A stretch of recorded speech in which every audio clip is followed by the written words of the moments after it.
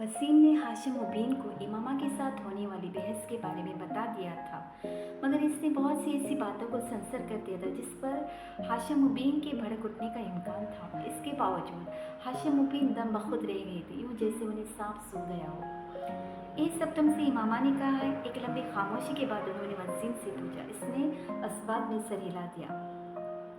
इसे बुला कर लाओ। वसीम को झिझकते हुए इनके कमरे से निकल गया। इमामा को खुद बुला कर लाने की बजाय इसने मुलाजिम के हाथ पैगाम भिजवा दिया और ख़ुद अपने कमरे में चला गया। वो इमामा और हाशिम मुबीन की गुफ्तगू के दौरान मौजूद रहना नहीं चाहता था। हाशिम मुबीन के कमरे के दरवाजे पर दस्तक देकर वह अंदर दाखिल हुए थे। इस वक्त हाशिम और इनकी बेगम बिल्कुल खामोश बैठे थे। हाशिम मुबीन ने इसे जिन नज़रों से देखा था, इसने इसके जिस्म की लर्जिश में कुछ और इजाफा कर दिया। बाबा, आपने मुझे बुलवाया था? कोशिश के बावजूद रवानी से बात नहीं कह सकी। हाँ, मैंने बुलवाया था। वसीम से क्या बकवास की है तुमने? हाशिम मुबीन ने बिला तमहीद बुलंद आवाज़ में इससे पूछा। वो अपने होठों पर ज़ुबान फेर कर रह गई। क्या पूछ रहा हूँ तुमसे? एक बार फिर धाड़े।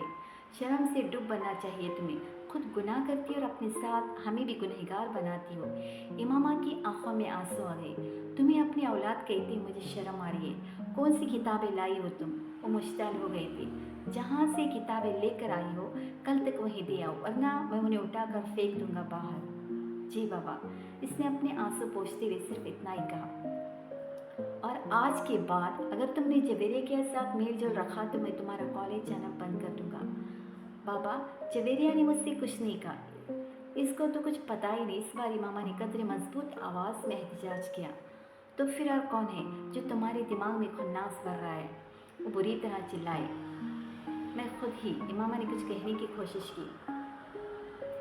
हो गए हो क्या तुम? अपनी उम्र देखकर चली हो तुम अकीदे जांचने, अपने नबी की नबूवत को परखने। हाशिम मुबीन का पारा फिर हाई हो गया। अपने बाप की शक्ल देखो, जिसने सारी उम्र तबलीग में गुजार दी। क्या मैं अकल का अंधा हूँ या फिर तुम मुझसे ज़्यादा अकल रखती हो? जुम्मा जुम्मा 4 दिन में तुम्हें पैदा हुए और तुम चल पड़ी हो अपनी नबी की नबूवत को साबित करने। हाशिम मुबीन अब उठकर खड़े हुए। तुम मुँह में सोने का चम्मच लेकर इसी नबी की वजह से पैदा हुए हो जिसकी नबूवत को आज तुम जांचने बैठ गई हो। वो न होता तो सड़क पर धक्के खा रहा होता हमारा सारा खानदान, और तुम इस कदर एहसान फरामोश और बेज़मीर हो चुकी हो कि जिस थाली में खाती हो इसी में छेद करती हो। हाशिम मुबीन की आवाज़ फट रही थी। इमामा की आंखों से बहने वाले आंसुओं की रफ्तार में और इजाफा हो गया। बंद करो ये लिखना पढ़ना और घर बैठो तुम। ये जो तालीम हासिल कर रही हो जो तुम्हें गुमराही की तरफ ले जा रही है। इनके अगले जुमले पर इमामा की सीटी गुम हो गई। इसके वहम व गुमान में भी नहीं था कि वो इसे घर बिताने की बात करेंगे। बाबा, आई एम सॉरी। इनके एक जुमले ने इसे घुटने टेकने पर मजबूर कर दिया था। मुझे तुम्हारे किसी एक्सक्यूज़ की ज़रूरत नहीं है। बस कह दिया कि घर बैठो तो घर बैठो। बाबा, मेरा ही मतलब तो नहीं था। पता नहीं वसीम, इसने आपसे किस तरह बात की है। इसके आंसू और तेज़ी से बहने लगे। फिर भी मैं आपसे कह रही हूँ कि मैं आइंदा ऐसा कुछ नहीं पढ़ूंगी, नहीं ऐसी कोई बात करूँगी। प्लीज़ बाबा, इसने मन्नत की। इन माजरतों का सिलसिला वहीं ख़त्म नहीं हुआ था। अगले कई दिन तक वो हाशिम मुबीन से माफ़ी मांगती रही और फिर तकरीबन एक हफ्ते के बाद वो नरम पड़ गए थे और उन्होंने इसे कॉलेज जाने की इजाज़त दे दी थी। मगर इस एक हफ्ते में अपने पूरे घर की लानत व मलामत का शिकार रही थी। हाशिम मुबीन ने इसे सख्त किस्म की तंबिया के बाद कॉलेज जाने की इजाज़त दी थी, मगर इस एक हफ्ते के दौरान इन लोगों के रवैये ने इसे अपने अक़ीदे से मज़ीद मुंतफ़िर कर दिया था। इसने इन किताबों को पढ़ने का सिलसिला रोका नहीं था। बस फ़र्क ये था कि पहले उन्हें घर ले आती थी और अब वो उन्हें कॉलेज की लाइब्रेरी में पढ़ लिया करती थी।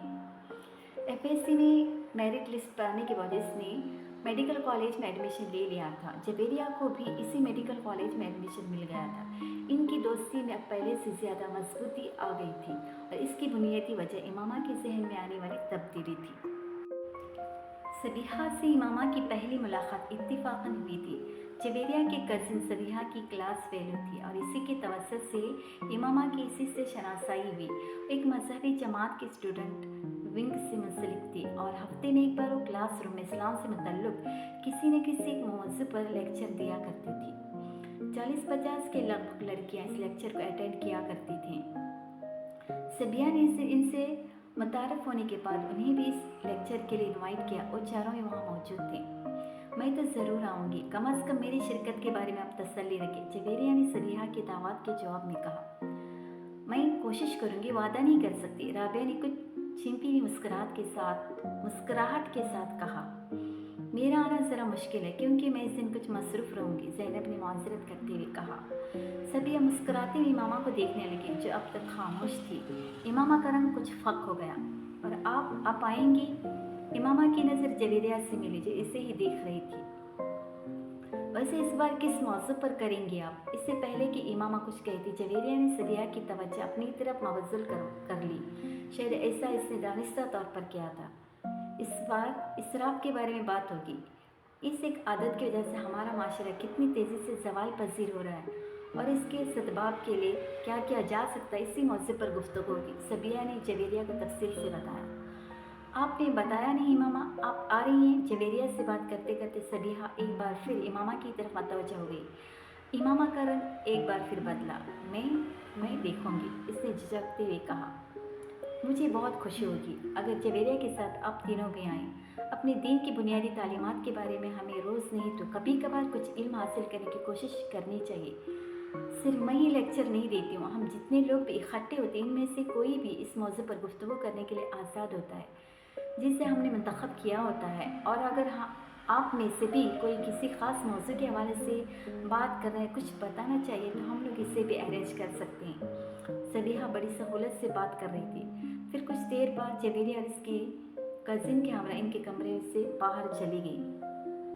कॉरिडोर में सबिया ने जवेरिया से कहा, अब कम अज़ कम इमामा का तो साथ ले आए, मुझे लगा है कि वो आना चाह रही हैं। इसका अक़ीदा बिल्कुल अलग है, वो कभी भी ऐसी महफिलों में शिरकत नहीं करेगी, जवेरिया ने संजीदगी से इसे बताया। सबिया कुछ हैरान हुई। आपको चाहिए कि आप उन इस्लाम का मुतालिया करने की दावत दें, हो सकता है इस तरह वो सही और गलत का फ़र्क कर सकें, सबिया ने चलते हुए कहा। मैं एक बार ऐसी कोशिश कर चुकी हूँ, वो बहुत नाराज़ हो गई थी और मैं नहीं चाहती कि हम दोनों की इतनी लंबी दोस्ती इस तरह ख़त्म हो, जवेरिया ने कहा। अच्छा, दोस्त वही होते जो एक दूसरे की गुमराही से बचाएं और आप पर भी फ़र्ज़ है कि आप ऐसा ही करें, सबिया ने कहा। वो ठीक है, मगर कोई बात सुनने पर भी तैयार न हो तो तब भी सही बात कहते रहना फ़र्ज़ है। हो सकता है कभी दूसरा आपकी बात पर गौर करने पर मजबूर हो जाए। सभी अपनी जगह दुरुस्त थी, इसीलिए वो सिर्फ मुस्कुरा कर रह गई।